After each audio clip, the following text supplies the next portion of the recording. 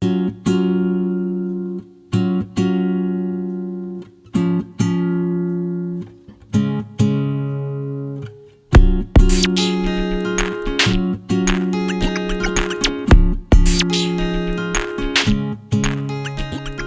es una cooperativa de trabajo asociado formada por unos pocos locos de la energía que ya hacíamos cosas como las que estamos haciendo ahora, pero de manera voluntaria, y nos dimos cuenta de que era una situación tan necesaria, la alfabetización energética era tan necesaria, que pensamos que profesionalizar lo que hacíamos podía tener sentido. Nos dedicamos sobre todo a la formación y al asesoramiento energético, pero tenemos varias líneas de actuación.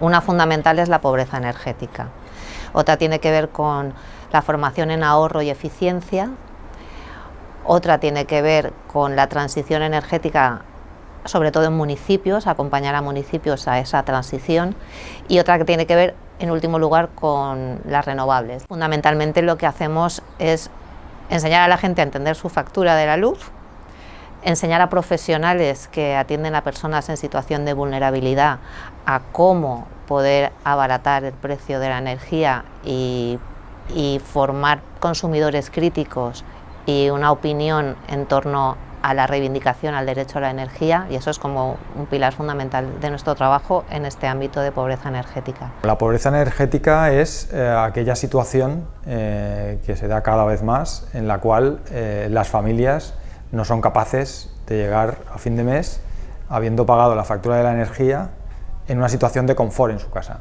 La vulnerabilidad energética, como nosotros la entendemos, es una cuestión de injusticia social y que no está reconocido el derecho a la energía. Claro, el derecho a la energía no existe.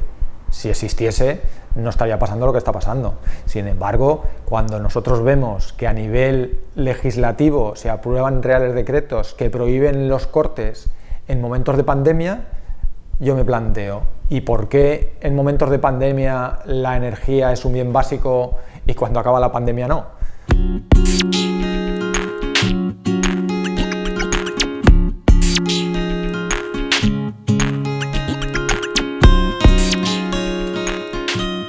Las personas desconocen lo que incluye su factura de la luz y cuando preguntamos nadie la entiende.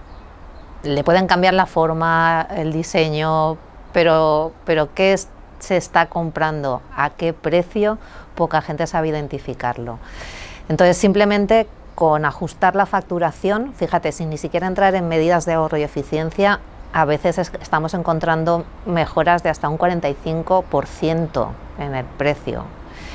Entonces, para, por ejemplo, familias en situación de vulnerabilidad energética, que sus facturas cuesten la mitad por la misma energía es un avance muy importante. Entonces, nuestro papel es el de dar seguridad y el de explicar exactamente los derechos que como clientes tenemos para poder realizar los cambios que más nos convengan.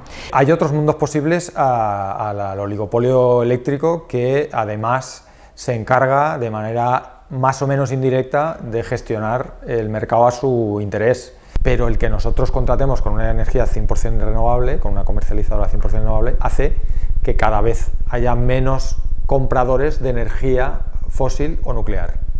Pero esto es una carrera de fondo y el tiempo se nos agota.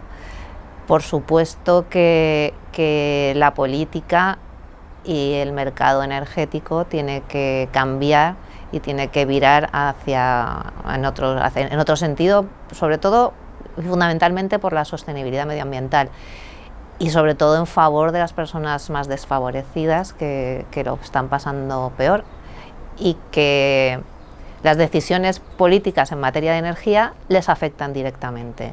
A nivel de cambio climático, realmente se nos está pasando el arroz. O sea, estamos avanzando mucho más deprisa de lo que deberíamos y estamos en una situación de emergencia climática real que nos invita a pensar que nos tenemos que poner las pilas.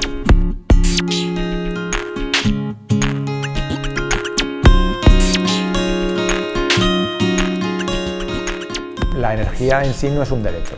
En tanto en cuanto la mercantilizamos y se permite que haya un negocio absoluto que mueve muchísimo dinero detrás, pues a partir de ahí todo vale.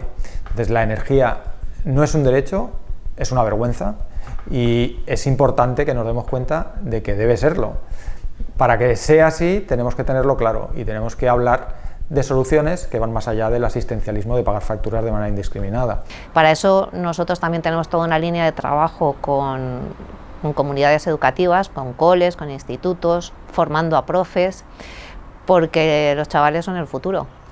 Entonces, que ellos entiendan el uso de la energía y cómo se produce y qué impacto tiene en el medio ambiente, pues nos parece también una herramienta muy potente para empezar a cambiar las cosas.